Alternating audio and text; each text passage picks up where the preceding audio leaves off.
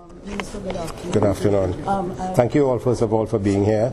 We appreciate it to show one of the newer schools that we have completed. This is one out of 3 secondary schools that we have completed our watch in the last 14 months of the EFCL. And as I indicated this morning, we have done 11 primary schools, 3 more to be completed, and we have done 29 early childhood education centers, 24 more being constructed, and 50 about to be started. Okay, Minister, I was not there at the conference yesterday, so forgive me if I duplicate any of the questions. But on what basis the people would be curious? The assessment was made that MTS was not performing, first of all. I have reports coming in on a daily basis from the security manager on schools that have been broken into and the value of losses from some of these schools. My understanding is originally if the schools have lost equipment or whatever, the company is supposed to be paying for it. I see values more than 100,000 and 200,000, 10 computers being lost sometimes and valuable other pieces of equipment being lost. And generally it is under the MTS watch because they manage most of the government primary and secondary schools. The denominational boards have their own security system. So it's unacceptable that we have 250 million being spent when there are supposed to be officers in the schools, sometimes 3 in one school in the night, and we're still losing things in the night. Is no longer acceptable. Okay, you said the country will be split up into 7 zones. Well, we have 7 zones. This is the thinking, and we're going to put out the advertisements pretty shortly. The permanent secretary and even members of the security companies, when I had a meeting with them, they believe this is the way to go, so that security companies will be able to deal with a cluster of schools and they will be able to manage them more adequately. Because each district has about 20 secondary schools and about 60 to 70 primary schools and about 20 to 30 early childhood education centers. So there's room for about 2 security companies at least to manage one district. So you have been looking at people to give contracts? No. We will put it out. The permanent secretary has devolved advertisement structure, which will go out for national open tendering. This will mean a considerable loss of income for MTS. Well, they have the ability to tender again. There's not that they're being thrown out, and they will be evaluated based on a number of criteria for all security companies. But I want to introduce something else to the media and to the national population, which is we have had a presentation from TSTT, and the presentation is enabling us to have the blink service for the high-risk areas, the principal's room, the computer rooms where things can be stolen easily. And they putting the broadening the connectivity from 5 to 10 megabytes. They're allowing us the Wi-Fi system in the schools, together with the blink security, for less than $2,500 per month per school. And you can imagine what tremendous saving. We will be able to save between 100 to 150 million and provide much more acceptable and more efficient service for security. Okay. If I could just get some clarification on this particular project, how long exactly did it take us to get to this point? This was started, I think, in May 2008. It was supposed to be finished and completed in May 2010.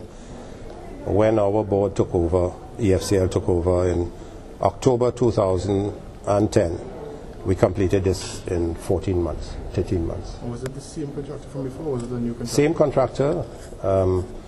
We must thank them because a lot of times they have not received their payment on time, and we are very grateful for the support so that this has become a reality. What was the problem that led to? I don't know what would have been their problem during the 2 years when they had these schools to be built, and what stopped them is very difficult for me to determine. Additional costs? I think because of the time delay, over a period of time, there would be additional costs that have been incurred. But I think this building was earmarked for $130 million. But I believe the costs has gone a little more, not because our team was able to reduce significantly some costs, but because of the cost overruns and the time over a 3.5-year period. In terms of the project management, some additional costing would have been there. The old building over there was becoming. Well, I did the Ministry of Education believe that a number of these buildings which are close to the existing new schools are not derelict buildings. They are usable buildings.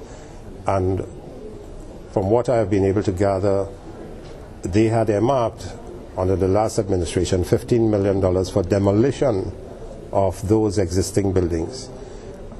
I've asked EFCL to visit the buildings and see how we can resuscitate those buildings with little or no expenditure, probably maximum $5 million out of the $15 million, where we can keep these buildings to do other things for other ministries, not only for education as well. So we will be having a number of these schools. I think 9 secondary schools now will have existing buildings, like in St. Augustine, this one Aranguez down in Marabella. There's almost a completely good school down in Marabella. So we will utilize them for Ministry of the Social Development, Ministry of Mrs. Verna St. Rose Ministry, the children, and some other ministries which are requiring buildings to conduct certain work within the ministries. And what about play areas or playgrounds for the Well, schools? you see, this is a playground here that belongs not necessarily to the school. And if we as the government have this playground that is not being utilized, why can't the school utilize this playground during the day when the community can utilize it in the evening? These go unused Monday to Friday between 7 and 4. So this is something we'll be picking up with the Minister of Sports and the Minister of Local Government, and I think I want to bring a note to Cabinet to ask that existing playing fields surrounding the schools be utilized by the schools for the time being if there are no playing fields for the students in those schools. And I'm sure you all will agree with me on that. Yeah. Okay, Mr. One Go ahead. final question, at least from me. From you. Okay, bringing you back to the security issue. I was wondering, well, there are reports that there are ministers who own security companies of their own. And I am... Oh no, well, if that is so, well, I know ministers will have to devolve themselves from... By minister, by the oaths that we take, any company or anything that we have business with, we supposed to ensure that we have no connections with it again, whether they go in a blind trust or something, so that I don't think that will necessarily apply to the ministers, because I'm sure they would have taken care of their own business to have blind trust, and they don't have anything to do with their companies. You mentioned another phase to be completed. There's a third phase for the multipurpose hall, for the playing field, and for a farm area. How long do you expect that to take? That should take more than about 6 months. Would that but if we are able to utilize this playing field, well, whether there would be need for, the principal is right here, I don't know whether there would be need for another playing field if we can get to utilize this one. Would that incur any additional cost too? Well, a certain amount was dedicated for that part within the original contract price. But you mentioned an extra over the 130 million. Can you say approximately how much extra? It will be difficult. Minimal, probably not more than about 10 million on that. Well, not minimal. 10 million is substantive, but in the overall cost of things, bearing in mind it took close to 4 years, there would be some additional cost. Now, you spoke of the additional costs, the unpaid costs to the contractors. Have the costs been paid, or have we paid the contractors? Yeah. Yes, we are making all effort to pay the contractors. In fact, the Ministry of Education had an infrastructure development fund of about 500 million last year. In fact, we utilized our full development fund for these existing secondary and primary schools, and we had to get about 65 million more from the ministry and from the other areas to pay the bills. We are still behind in a number of for a number of contractors in primary and secondary schools, but we are moving swiftly to obviate that. Thank you very much.